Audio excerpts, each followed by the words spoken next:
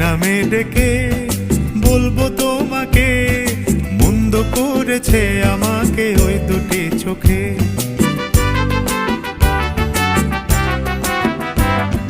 কে নামে ডেকে বলবো তোমাকে, মন্দ করেছে আমাকে ওই দুটি চোখে।